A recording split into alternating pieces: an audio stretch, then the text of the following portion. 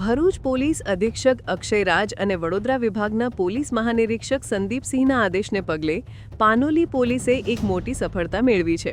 અંકલેશ્વરના national highway number 48ની બાજુમાં આવેલ કામધેનુ એસ્ટેટ 2માંથી ગેરકાયદેસર સંગ્રહ કરાયેલ ઇન્ડોનેશિયન ઇમ્પોર્ટ કોલસાનો વિશાળ જથ્થો ઝડપી પાડવામાં આવ્યો છે।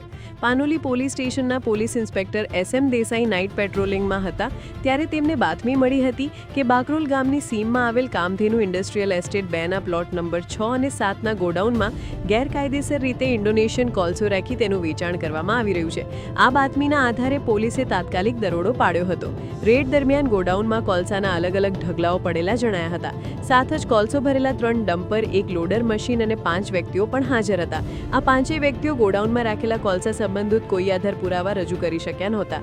પોલીસે આ રેડમાં કુલ 54,33,280નો મુદ્દામાલ જપ્ત કર્યો છે।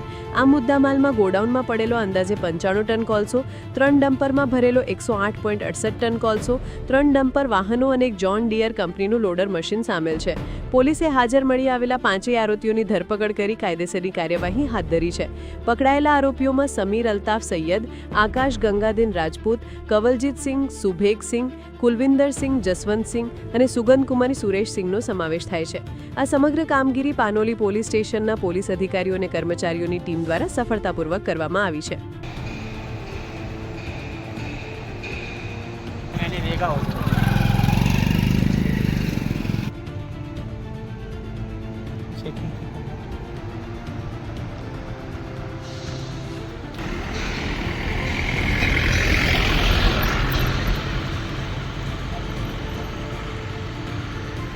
फोटो डाका मारा ना चले